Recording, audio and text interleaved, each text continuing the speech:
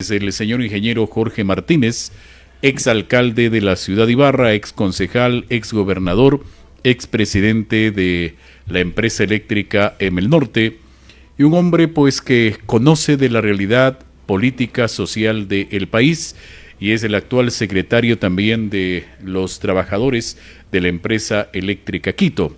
Pero le hemos invitado en la mañana de hoy al ingeniero para hablar sobre un tema que creo que es importante, ya que es un hombre que conoce de la realidad de nuestra ciudad de Ibarra. Y quisiera empezar por un tema.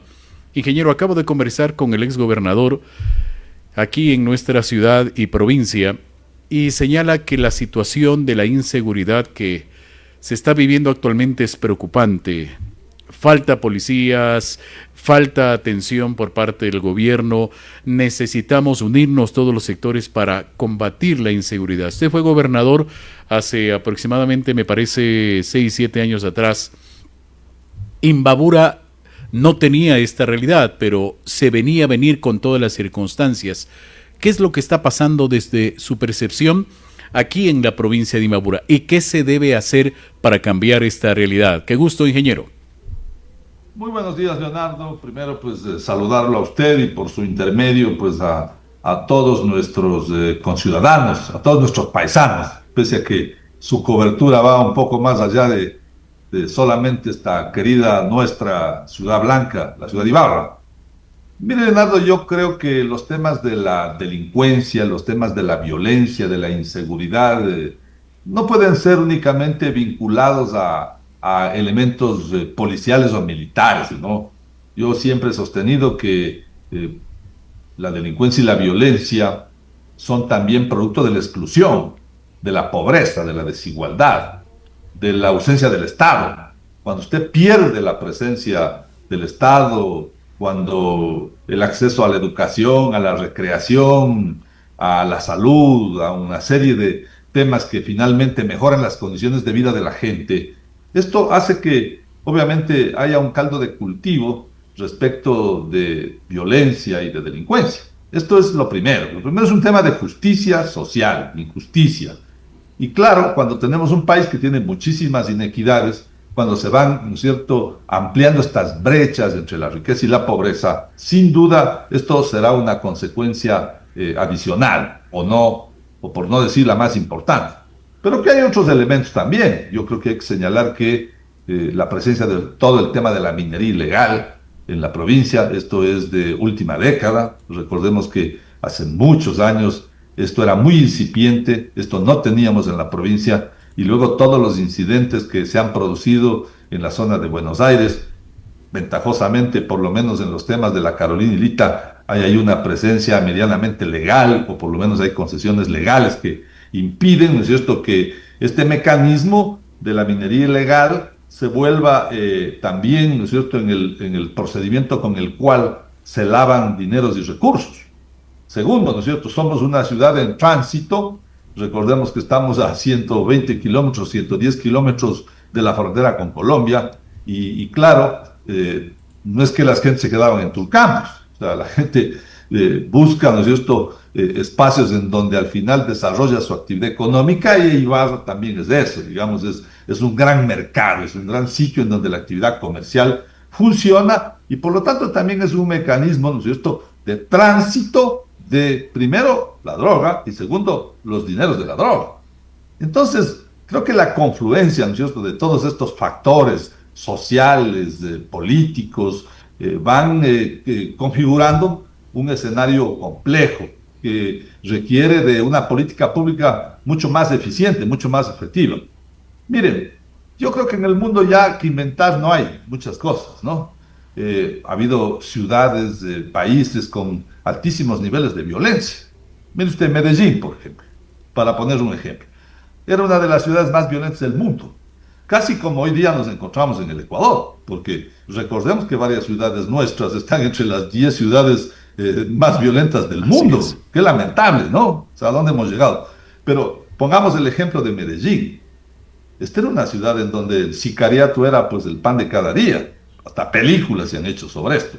Pero todo un proceso, ¿no es cierto?, de articulación de una política pública, por ejemplo, de presencia fuerte de la ciudadanía, de la participación ciudadana, ¿no es cierto?, con mecanismos mucho más efectivos, fueron transformando esta condición violenta de esta ciudad, sin duda con la cooperación adecuada de los niveles de gobierno, porque no se puede hacer nada si no se entiende que los gobiernos locales, que son los gobiernos de cercanía, las alcaldías, las juntas parroquiales hoy día, son muy importantes en la relación con el Estado.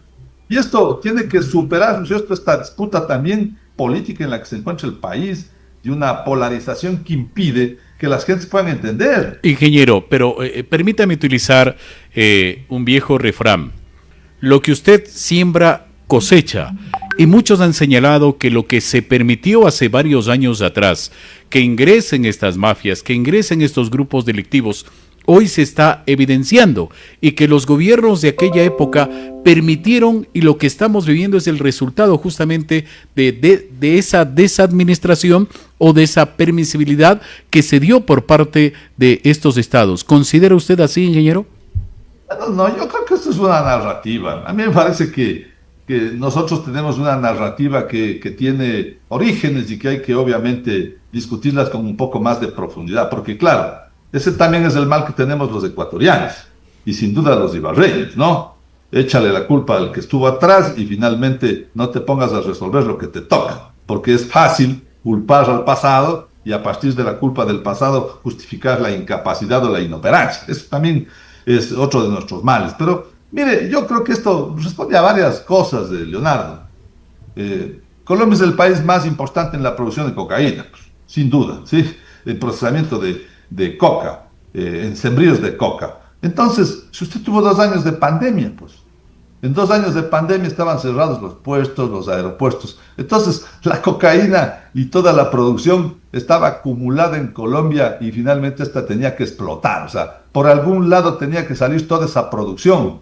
Porque usted que uno podía ni coger un avión, pues parece. Usted podría tener todo el dinero del mundo y no podía irse a los Estados Unidos a curarse. Pues, si no había aeropuertos, no había puestos, todo estaba parado. Entonces, todo ese cúmulo de producción de cocaína estaba acumulada y eso tenía que encontrar un camino. Y siempre, ¿cuál es el camino más simple? Pues el camino más simple son las fronteras, ¿no es cierto? Entonces, o sale por Venezuela o sale por el Ecuador y finalmente busca fórmulas en las cuales esta droga que estaba acumulada tenía que salir. Entonces, digamos que es un conjunto de consecuencias, mi querido Leonardo, pero a mí me parece que ya este momento, ¿no es cierto?, después de haber llegado a estos niveles de violencia y de calificación de ciudades como las que nos encontramos, con muestras que se nos vuelve lo más lamentable, es una costumbre, porque ahora ya pues prender la televisión y encontrar un fin de semana, ¿no es cierto?, 5 muertos en Guayaquil, 8 muertos en Los Ríos, 4 muertos en Manabí, en Manta, o sea, ya se nos vuelve un hábito a la ciudadanía, ya nos empezamos a acostumbrar, y esto es lo lamentable,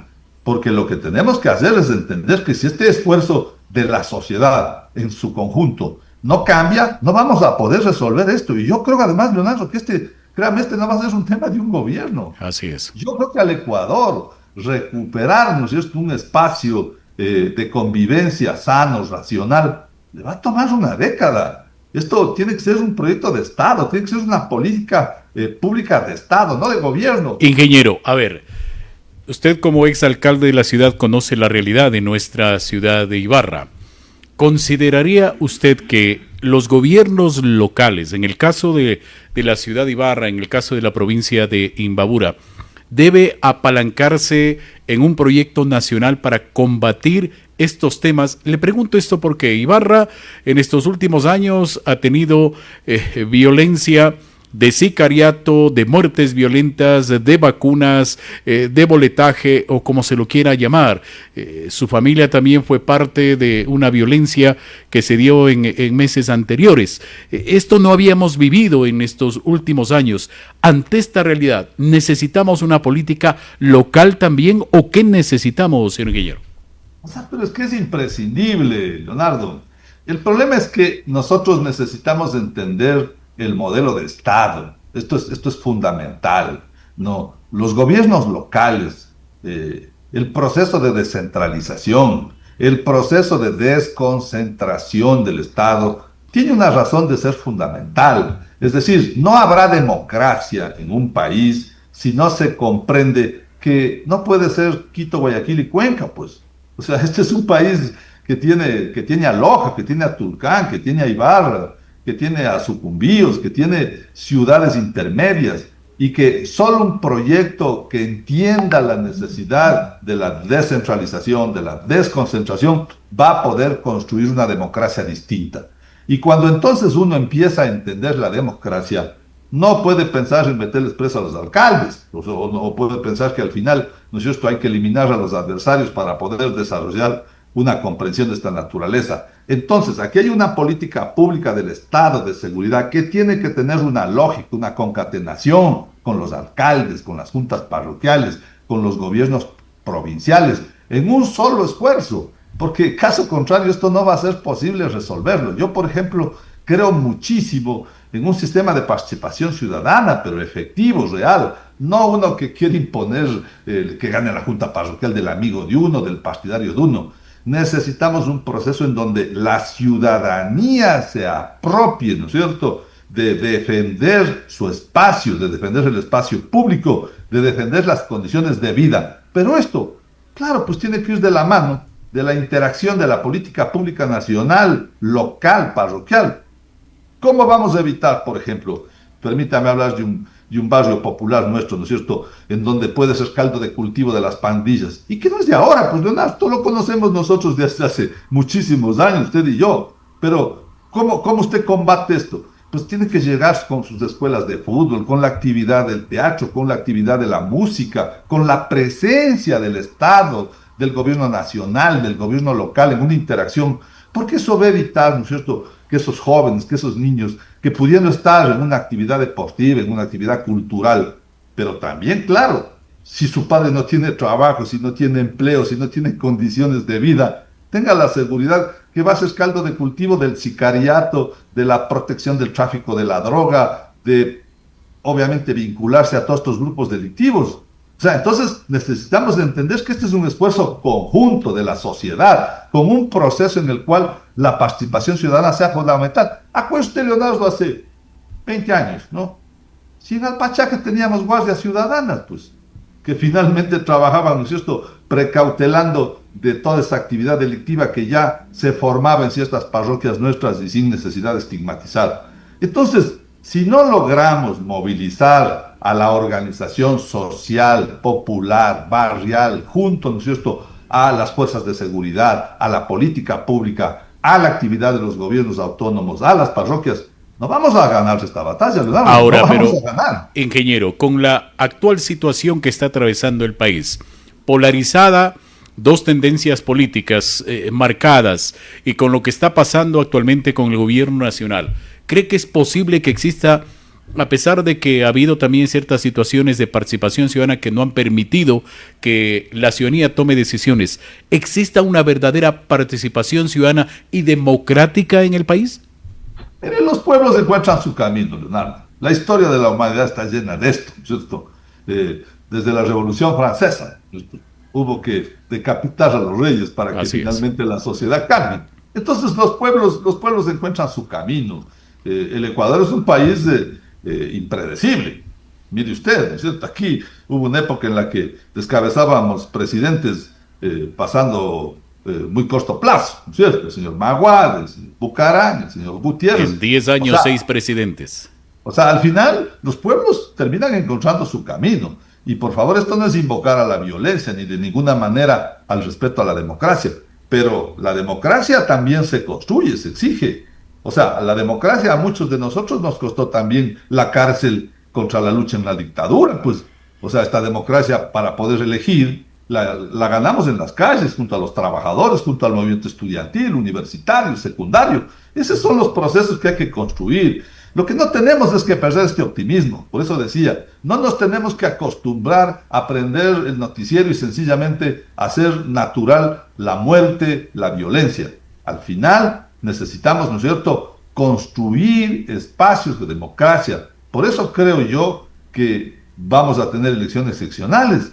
Viene un proceso en el cual hay que escoger bien a nuestros representantes. Hay que hacer un esfuerzo para que en medio de toda esta crisis de violencia, esta crisis, ¿no es cierto?, social, económica y política, también tengamos la posibilidad de encontrar un camino que mejore las condiciones de vida. Y ahí usted, Leonardo, ustedes juegan un papel fundamental porque finalmente ustedes permiten, ¿no es cierto?, que se pueda orientar a la opinión pública. A ver, con lo que usted acaba de señalar, ¿considera usted, ingeniero, desde su experiencia, usted ha sido un hombre que ha estado casi toda su vida en el sector público, que la nueva generación, los jóvenes, nuestros hijos, puedan ya tomar una decisión adecuada, correcta, ya que estas próximas elecciones va a estar enmarcada justamente en esa nueva generación, y que esa nueva generación sea la que pueda tomar con responsabilidad estos cambios que usted propone? Leonardo, esa es la historia. Mire, cuando usted hace las encuestas, ¿verdad?, y hace los sondeos de opinión pública, ¿qué dice la gente? ¿Cuál es la opinión de nuestra Gente comunidad? nueva, ya no los mismos. Mire, primero, odia a los políticos. Así es. Odia a los políticos, odia a los partidos políticos, pero tiene que votar por políticos. Así es. O sea, ese es el juego de la democracia. Más aún en un país como el nuestro, en el que, ¿no es cierto?, las elecciones son obligatorias. Porque si fuéramos a otros países como Colombia, nuestros países vecinos, ¿verdad? Ha habido procesos electorales en que ha votado el 30% de los ciudadanos.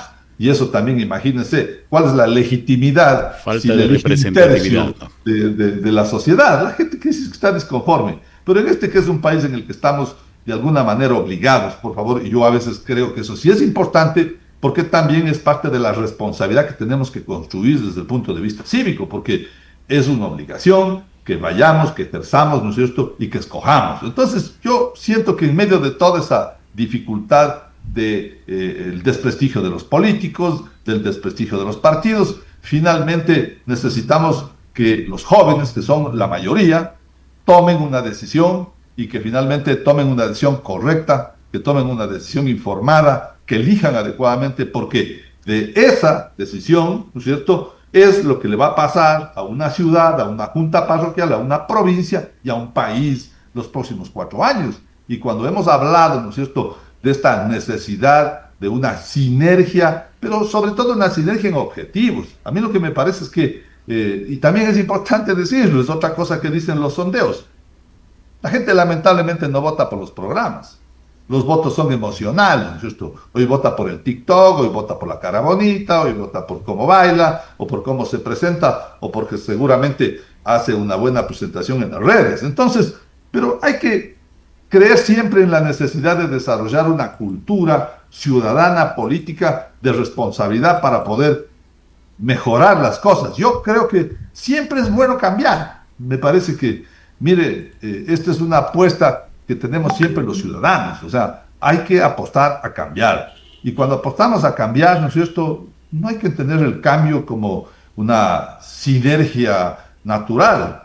Lo que necesitamos es que las cosas que están mal cambien, que los problemas que existen se resuelvan, que tengamos, ¿no es cierto?, propuestas concretas para resolver los problemas de las ciudades. A ver, pero ingeniero, ahí hay un tema. En el caso de nuestra ciudad de Ibarra, le pongo solo un tema. Mercado Amazonas. Usted tuvo una propuesta cuando fue alcalde. El actual alcalde empezó un proyecto que ha quedado allí botado 10 millones de dólares. La exalcaldesa propuso construir un nuevo mercado en el mismo sitio. Hoy se vuelve a hablar y no se ha podido concluir, es decir, la ciudad ha quedado estancada en este tema y esa es parte fundamental del desarrollo de la ciudad. ¿Considera usted que el nuevo alcalde, la nueva alcaldesa, cualquiera que este fuere, debería planificar ciudades donde se solucione, o nuestra ciudad donde se solucionen temas de estos, que estamos hablando ya más de 20 años, ingeniero? Mire, el tema es muy sencillo, por eso yo le decía, ¿no? A veces partimos de esta lógica de que crees que todo lo que le hizo el anterior no sirve y de que finalmente, ¿no es cierto?, eso lo que nos significa al final es una inmensa cantidad de recursos malgastados, o sea, una gran pérdida de tiempo. ¿Por qué? Porque si una autoridad ha hecho un esfuerzo con recursos de la ciudad y claro, y viene otro y finalmente cree que hay que fundar la ciudad, entonces esta lógica no nos permite... Pero ingeniero, pero ahí no cree que hace falta de cultura de responsabilidad del mismo ciudadano, porque yo el día de mañana le puedo ofrecer el sol y las estrellas y vendido bien en TikTok le puedo convencer, pero a la hora de la verdad no es así. Mire, Leonardo, usted topó un tema que me parece que es muy importante precisar. No, el mercado Amazonas tiene que construirse en donde está el mercado Amazonas. Y no porque yo crea o lo diga. Eso responde a una realidad objetiva, comercial. Ese es un entorno económico de la ciudad, sino el más importante que tiene la ciudad. Así es. Esta es una ciudad que no tiene industrias, pues esta es una ciudad que vive del comercio. Para ponerlo así en una figura simple, nuestra querida Ibarra es un gran mercado. Y lo que tenemos nosotros es que entender que esta infraestructura que está montada sobre 40.000 metros cuadrados, imagínense, hay 4 hectáreas allí, ¿sí? Tiene un entorno económico probablemente de 3 o 4 veces esa área, pero con una importancia, es decir, no son los 3.000, los 4.000 comerciantes, ahí hay una periferia seguramente de 40.000 personas en la actividad comercial. Entonces, no se puede pensar en otra solución, o sea, tiene que hacerse allí. Además, por otras razones, ¿no es cierto? Esta es la fundamental, pero además por propias razones históricas. Pues vea, Leonardo, usted y yo tengo un compañero mío de escuela, que el papá trabajaba en el mercado. Yo me imagino que hoy día los nietos de mi compañero han estado ahí. O sea, ahí hay 4 generaciones de personas trabajando. Entonces, hay que dejar, ¿no es cierto?, estos celos, estas dudas, hay que retomar el proyecto original y finalmente adecuarlo a las necesidades. Hoy las condiciones económicas también son complejas. Imagínese usted, yo, por ejemplo, escuché cifras de un mercado de 75, 80 millones de dólares. O sea, ponga usted a pensar, para 4.000 comerciantes, ¿usted cree que la gente está en capacidad de pagar $20.000 de endeudarse? Si hay Imposible. personas de 60 años, de tercera edad, que venden en un metro cuadrado y que pagan 10, 15 centavos diarios. Usted y yo conocemos que se paga más por la seguridad, por la guardia, que por el arriendo de la actividad comercial. Entonces, pero la decisión tiene que ser, necesitamos un alcalde, una alcaldesa, ¿no es cierto?, que tome la decisión de retomar este proyecto, de reajustarlo y de construirlo allí. Porque además, hay que decirlo con mucho respeto, sin duda, ¿no? Es como una de las partes más feas y más desordenadas que tenemos en la ciudad, pues. Esta ciudad maravillosa, patrimonial, con un centro histórico, con un nuevo centro ahora en torno al parque, ¿no es cierto? Esta cosa ahí tenemos que mejorarlo, pues, porque además si somos un destino turístico junto a la estación del tren, imagínense con una infraestructura comercial allí que va a dar seguridad, que va a dar mejores condiciones de vida, porque además esto va de la mano de otro, esta solución, Leonardo, ¿no? Va de la mano de la propia actividad de los comerciantes, que Así usted la es. conoce. Va a evitarles que sean sujetos del churco, de los cobradores, de todo este dinero que además el microtráfico mete, ¿no es cierto?, para usar en la economía de las gentes, porque usted va a tener ahí banca formal, va a tener cooperativas normales, que le van a permitir al comerciante dejar de ser explotado de toda esta figura, ¿no es cierto?, de la usura. Entonces yo creo que por ejemplo, tiene que ser un punto central. Y entonces cuando tengamos que escoger, vamos a escoger por una alcaldesa o por un alcalde, yendo yo, que finalmente, ¿no es cierto?, sea el que más seriamente proponga esta solución y diga, yo voy a construir aquí, esto va a costar y esta es la forma como la vamos a hacer, porque también es lo que usted me está diciendo. O sea, mire, tenemos 10, 12 millones votados en un terreno que además se advirtió que ese era un terreno en conflicto con la familia Morejón. Y ojo, ¿no? Ese es un tema que podríamos pasarnos una mañana, Leonardo, pero ese es un tema, ¿no es cierto? Mire, el segundo tema, nosotros tenemos un problema complejo en el tema del tránsito en la ciudad. O Es sea, otro es muy inconveniente. difícil. Mire, yo soy de las personas que camino en la ciudad, yo salgo, yo no tengo guardaespaldas, yo voy, tengo el placer de poder salir a hacer algunas gestiones, pero el centro de la ciudad es una cosa horrorosa, terrible. La gente se para en doble fila donde le da la gana, las posibilidades de la circulación. Entonces necesitamos mejorar el sistema de movilidad de la ciudad. Esto tiene que ser un reto, ¿no es cierto?, vinculado a ordenar. Necesitamos también que todo este derecho que la gente tiene a trabajar tiene que ser en orden. Tenemos una ciudad indisciplinada. O sea, con toda consideración, estamos haciendo mercados en todo lado. Y yo no digo que no haya que darle derecho a la gente a trabajar, pero en orden, pues, en orden, en respeto. Así es. Y una planificación de ciudad que necesitamos ya. Mire, es fundamental. Y luego, los temas ambientales, ¿no es cierto? Los grandes temas sociales que hoy tienen que estar, como hemos dicho, de la mano, ¿no?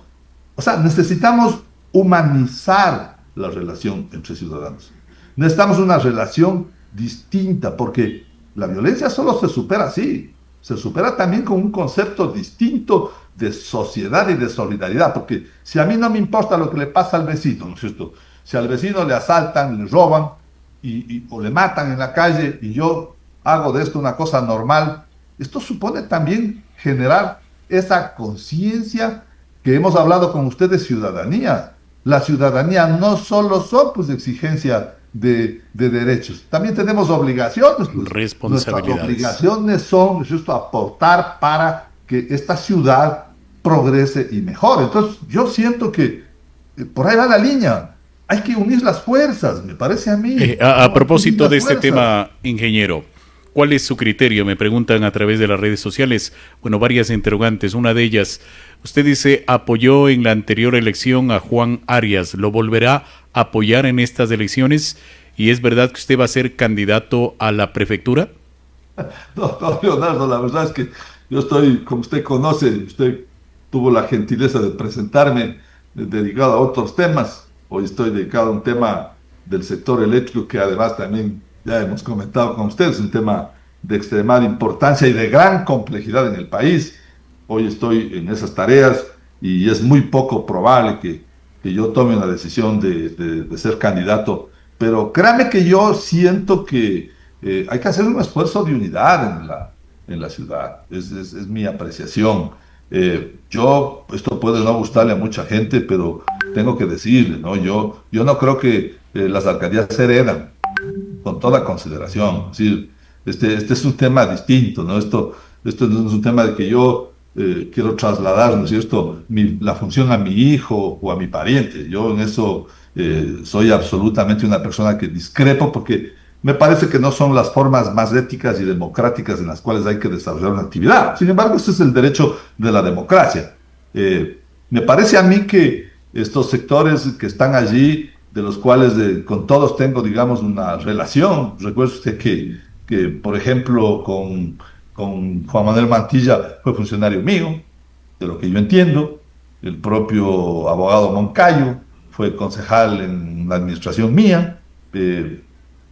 Yo soy muy amigo, tengo una muy buena relación con Lucía Pozo. Quiero decirle que desde muy temprana edad, cuando ella inició sus procesos en la abogacía, yo tenía mucho interés, y mire, lo puedo decir hoy día públicamente, de que ella sea registradora de la propiedad cuando se iniciaba la transferencia, porque yo soy alcalde en la transición, recuerde usted, del régimen municipal al COTA, y nos empezábamos a hacer cargo de algunas competencias. Promoví la candidatura de Juan Arias. Es decir, la verdad conozco a todos estos jóvenes, pero me parece que hay que hacer un esfuerzo unitario. Yo siento que también allí es donde se construye la democracia, Leonardo. Se construye la democracia también, ¿no es cierto?, entendiendo que esta inmensa posibilidad, y usted fue concejal, yo fui concejal, de poderle servir a la ciudad en las distintas posiciones que nos pongan, son un alto honor, pues son una inmensa responsabilidad. Y para eso, ¿no es cierto?, hay que también tener la capacidad de unir esfuerzos para hacer, ¿no es cierto?, de que estas ideas que estamos comentando. Yo siempre defino así al alcalde o a la alcaldesa, mi querido Leonardo. Yo creo que el alcalde tiene que soñar la ciudad, tiene que soñar cómo resolver, ¿no es cierto?, los principales problemas, y tiene que proponer cómo hacerlo, cómo va a mejorar el tema de los desechos sólidos, cómo va a mejorar el tema de la contaminación, ¿no es cierto?, de los ríos. Mire, se hizo una petarra en el Tahuando. Todavía falta recuperar el Chorlaví, que es el otro cuerpo a donde contaminamos. Hay que recuperar Yaguarcocha, porque han pasado una serie de temas que a mí sí me preocupan, ¿no? Y que creo que, por ejemplo, el tema ambiental, el tema de las causas sociales que hay que impulsar, yo siento que demandan una gran alianza, un gran acuerdo que supere a veces, ¿no es cierto?, esas aspiraciones muy personales que a veces parece ser también que esto es una competencia de currículums, ¿no? Hay algunos que creen que lanzarse a una candidatura es para llenar el currículum y poner ahí que han sido candidatos a, B o C, cuando el punto es cómo aportar para resolver los problemas de la ciudad. Correcto. Me parece importante y me quedo con lo último. Buscar consensos en beneficio de la ciudad. Ingeniero, qué gusto saludarle. Le molestaré en cualquier momento para continuar analizando. Buenos días, Leonardo. Un placer. Muchas gracias. Buenos días.